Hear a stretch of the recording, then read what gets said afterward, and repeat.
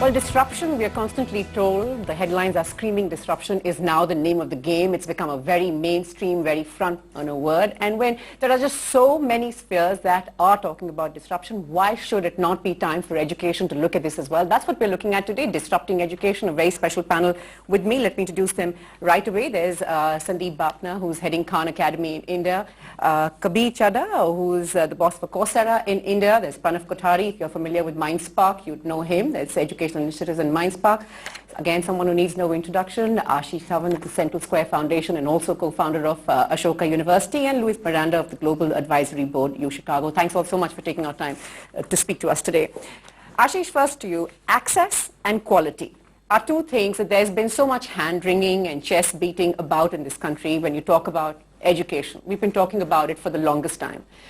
The glass, many would say firmly half empty. They would even argue if it's half full in the first place when you talk about education. Do you believe that technology and the advent of technology and the wide use of it can finally make some tangible change to the story? Given how poor the human capital is, the quality of teachers in India, I believe that EdTech will actually play a much more meaningful role in the Indian context than it would in the Western context or in a more developed context. So there's a great opportunity to get a lift. I mean, very recently, Professor Karthik Mullidharan, who has done research in education for the last 15 years, did an analysis of the Mindspark program and found that in his 15 years of work, this was the most effective tool in terms of improving learning outcomes, had the best results ever. And that, I think, is an indication of what is to come. Right. Kabir, to you, there are all those who perhaps are still arguing whether we're ready to sort of move into these online classrooms. What are the numbers? Where are these students coming from? Are they largely urban, but our numbers sort of are beyond these urban centers? How do you sort of see that? I think in the last year we've seen a massive shift in a mentality for Indian learners to move online to find the skills that they're looking for, right? And so, I can tell you about Coursera. We've grown more than double in terms of the number of people who are coming to us. And your question about where are they coming from, I think right now we're still getting folks who are reasonably well educated, who have definitely a college degree, if not at the very least a high school degree, who are coming, who can speak English, have a reasonable internet connection, and likely chances are they're either in a tier 1 or a tier 2 city today, right? And that's where we're getting the numbers. The future needs to be beyond that. There's no arguing that we have to sort of ride on, say, Digital India. We have to ride on getting access to all those who need it beyond these big urban centers. Louis, as someone who said that you love joining the dots, help us do that exactly. How are we going to sort of get there? If you look at it, the two sort of major changes which have facilitated this is on the telecom side. One, when telecom became, the mobile phone became cheaper than the landline, and secondly, when people moved from the desktop to the mobile phone. And I think that's what's going to be driving a lot. I've sort of been using Coursera for a long time. I've done about half a dozen courses on that, and it's been fantastic. The challenge we also have in India is that the gap is so wide. Teachers are not able to fill the gap because we don't have enough teachers. And there's also issues about the mixed quality of some of the teachers. I met some fantastic teachers in remote places like in Manipur and in Ladakh, but on average it's been a challenge. So if you were to sort of scale that up significantly, the only way I see it is with technology. 6 courses from Coursera, no wonder you're talking about those big numbers. You know who you can thank. Right. Pranav, the point that's being made that you have a great teacher sitting in X part of the country, say Manipur, the point is that there's a student there in Chennai or somewhere in, on the outskirts there who should have access to that great quality teaching, not having to suffer absence of a teacher or someone who's not really up to scratch. But are we anywhere close to achieving this? Because it sounds perfect, and a country with our kind of challenges could really use it. But are we anywhere really close to achieving it, or how far are we? I don't think so. I think right now a lot of the talk about like teachers, is just the delivery side of it. We're not talking about the absorption side of it. So as a nation, we stress more about teachers teaching than we do about students learning. Absolutely. So I think a lot more research on, where are the students making mistakes? What are they not learning? Why are they not learning? And then building tools that remediate those gaps is what's important. I think technology has become a fancy word, and, if we just use technology in education for the fancifulness of a smart board, of a teacher assessment tool, that may not sort of necessarily work out. I mean, technology has to work on those areas where humans cannot. For example, teaching ethics, being a good citizen, facilitating group projects are something that only humans can do.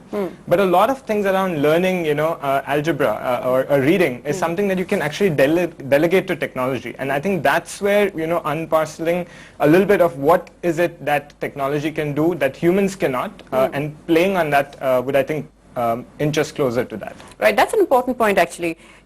Because, when I did a quick poll at work before I got here on what people would like to know from this, and many people said, I want to know what is the tangible outcome that I should look for. Like, I want to see a tangible outcome. I'll sign up for this course for my child. I'm willing to pay whatever it is that they charge. But what is the tangible outcome? Then I want, because we're in a society now where it's 100% or nothing, then I want 100% or nothing. Otherwise, there's no paisa vasool. In this scenario, and this is the Indian scenario really, there has to be paisa vasool, there has to be outcome, and we really value education. How do you see players like yourself? When we talk about outcomes, one of the big levers would be how we can engage teachers and how we can improve teacher quality. But there is an interesting element there. World Bank did a study in some classrooms in 3 states in India and looked at what teachers were doing in a classroom.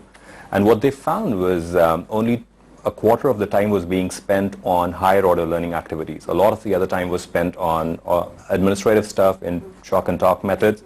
And I think that's that provides us a very, very interesting way to leverage technology which can make some of those tasks more automated, more easy to do, and free up the time. I mean, just imagine if you could even just double the time of a teacher focused on learning outcomes, what impact that it can have. Traditionally, we haven't really spent enough time upskilling ourselves. So generations have gone past where we've got our degrees, we've got into our jobs, we've been happy, we perhaps have moved jobs, but we haven't spent time upskilling ourselves. Now you have a generation that's very keen to skill themselves. They're talking about break years, they're talking about figuring out what they want to do and then go for it. So is this really a very good time to look at, say, EdTech as a sector? But if you look at what's the real crisis in India, it's down at the primary school level, at the middle school level, at the secondary school level. And there it's not just any form of technology. So I think the first era of technology we had, which was smart boards, and a number of companies went and rolled out technology.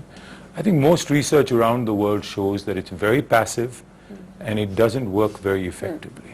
What we need not just technology, but we need products that are pedagogically sound and that are personalized and adaptive, because that's what will really work in terms of improving learning outcomes for kids. And then if you can connect it back to the teacher or the parent, it's so much more powerful in terms of keeping the incentives, in terms of continuous learning on the platform. Madam, if I could ask you, are we also looking at a time when parents and teachers, schools, beyond just the students, are open to the use of this technology? The fact that they know what they want, they know they're going to get it, and it's going to be something plus what they're already learning, what Google's offering, what books are offering. It's going to be something more. There's got to be like an added benefit. I think what teachers need is, before I walk into my classroom, can I get a temperature check of where the children are? So let's say if I'm teaching fractions tomorrow, can I get samples of what students' errors are? Can I get what worldwide research says? Can I get examples of questions that sort of I can use in the classroom just in time? Typically, the teacher training that is happening in large-scale government is usually 10 days, once a year, and that's not very effective. There's too much sort of being thrown at them, not much absorption. And if I have to prepare for a class, 6 months later, no point giving me training that much earlier. So what teachers actually benefit with technology is something that they can use within the next few days, and is something that is very customized to their classroom. Sandeep, one keeps hearing about personalizing it, about, you need to personalize it, you need to sort of target, it has to be tailor-made to you as far as possible. Explain to us how that is sort of possible. How do you sort of know the diversities of the students that you're looking at? How can one do that? How much of a challenge is it? Because you're talking about a bell curve, which means that there's enormous diversity. Sure. I think, let me just talk a little bit about the Khan Academy product itself. I mean, it's known mostly for its videos, but there are personalized learning missions that one can do. And what you do is you pick up a subject, you answer a few questions, and the software picks up where you are and then helps create a path for you. So an example of that is what we have done in the US with SAT exam. So we've partnered with College Board, where when you take the preliminary SAT, once you link your account with College Board, all your scores come into Khan Academy's account, which gives us information about what your gaps are, where your strengths are, and then create a personalized learning path for you. And it's free, and that has a very powerful implication in leveling the field for everyone. Right. Ashish, this is perhaps what, I don't think there's any doubt that everyone would agree that our generations need this. This is the kind of learning that we're looking at. But how do you see this in our present scenario, where, like I touched upon earlier, it's 100% or nothing to get into our top institutions, but there are cities devoted to just cracking competitive exams. The stress and is now just frightening. How do you see this with that? I don't think that phenomenon is going to change. I think in that case, EdTech would just be supplementary tools that people could use, because when you have such high stakes exams, and if you can afford it, to get the human sort of face-to-face, and it's not just the instruction, it's the whole sort of pressure cooker that you're put in, Absolutely. the exercises you're given, all of that stuff, you're put on a certain, and this is true even with SAT test prep. I think the kids who can afford it are still going to go to it, even if Khan Academy is available. It's just what Khan Academy will do will provide access to a whole bunch of kids who couldn't afford that level of test prep. So I don't think that is going to change, and frankly, some of the best EdTech products shouldn't address that issue. They should really focus more on fundamental learning. I see. It's a marketing challenge as far as parents are concerned, as far as schools are concerned. Right. It's why you see it's easier to sell into middle school than into high school, because the stakes are so high in high Right. school. But I think if you have a good product and you're focused on learning outcome improvement, then that should be your priority, as opposed to getting 2 extra percentage points on the CBSE.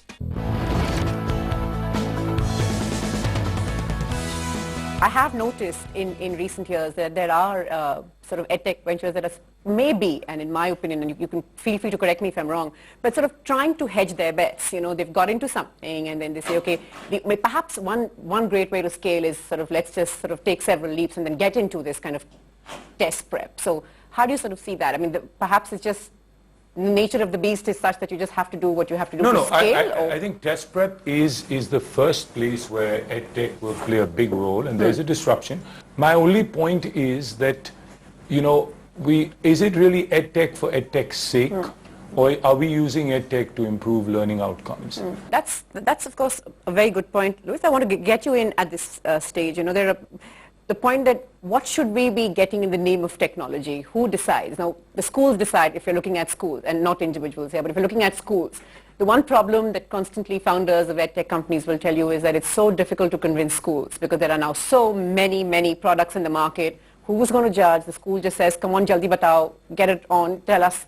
And they don't know what to do. And then there's, again, this kind of great investment, and no paisa vasool, and much frustration. Selling it to individual schools is a big challenge. But it's really when people see the value that it is something, the paisa vasool impact about it, that you say, or it's going to be a supplement to what you do. That's, I think, when there'll be a big sort of change over here. For example, it's interesting in Mumbai, so some of the schools where they find that in the 11th and 12th standard people are busy going for coaching classes. They basically outsource the whole 11th and 12th to the coaching class.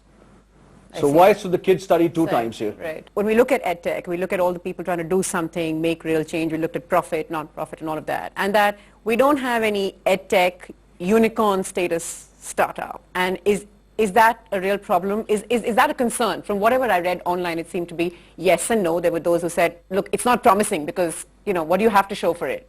Where are the valuations? What do you have to show for it? Lots of investors saying, so then does that mean that it's not worth the money? I want to ask you, Louis, how do you sort of see that? You've got a large number of users. The question is really, how do you monetize that in a way? But in terms of being able to use, and that's what Ashish's point also was, is the ability to pay, and therefore if it's something free available, you'll be able to do it a lot more and scale it up significantly. There's also this hostile environment which teaching is in, which is this whole battle of for-profit and not for-profit. Right. And the ability to be able to pay for a service which is which a private sort of sector provider will want to do versus being offered for free. So if it's a product which is available across, supplied by, say, the state, which is a good quality, then I think you'll see a lot more usage of that. Right. Would it be fair to say that there's space for everybody? I mean, those who want to, yeah, sure, I could ask both of you, because you are sort of looking at in different focus areas here. Those who sort of want to go for profit and have the great opportunity to do so, and others who perhaps want to look at a more bottoms-up approach, the point that Ashish has also made earlier. Sandeep? I would just, react to what Louis, you were saying about something being free and therefore getting greater adoption.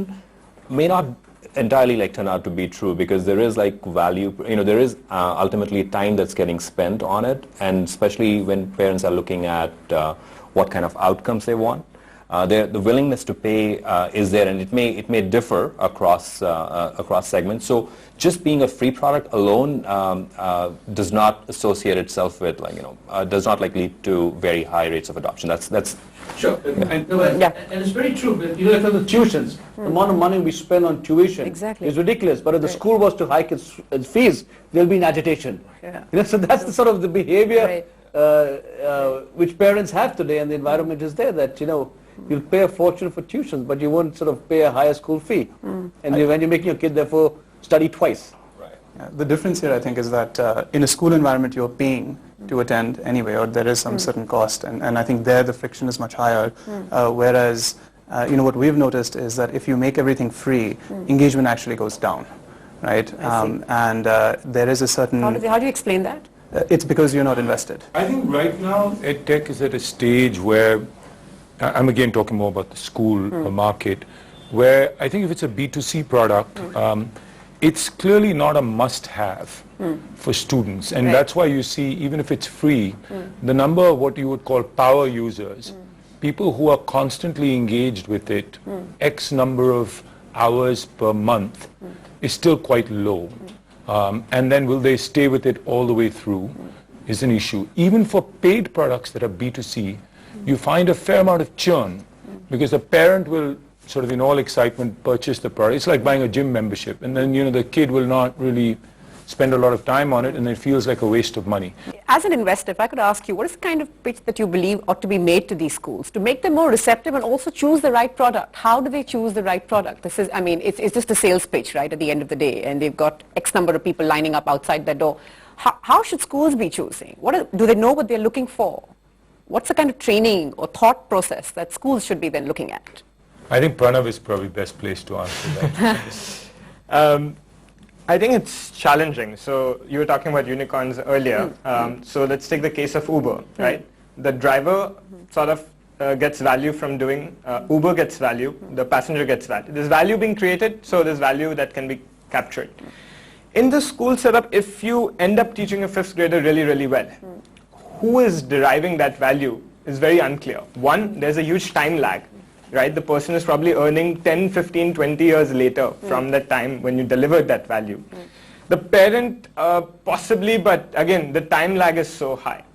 So I think that is one of the reasons why I think education hasn't been or cannot be monetized so easily, is because many other industries, whether it be energy, oil and gas, many other industries, there's very clear value that is being generated instantly and being captured. But Ashish, wrap this up for us, for all those who are sort of watching and are reading the headlines and what a great time. You're already optimistic about the space. What would you say that we need, the top 3 things that we need, if all those entrepreneurs or wannabe entrepreneurs who want to get into education need to think about before they sort of sink their teeth into it? Yeah, I think first thing is to ensure that the product at small scale actually delivers impact, that it's pedagogically sound and it works. I think the second would be to figure out what your target market is and how you're going to, because it is a massive marketing challenge, and so smart ways to actually go to market, I think, are absolutely critical. And the third would be, I would say, to price in a manner such that you can actually get scale, not to price too high, but really look at different price points for different segments as a way to really conquer the meat of the market. Right. Terrific. Let's hope that those tips come of great value and are handy to all those who are watching. Well, thanks, gentlemen, so much for your time. Well, that's, of course, our special focus on disrupting education. Remember, keep sending your feedback to us. Keep writing to us at startup@ndtv.com. For the moment, from all of us here.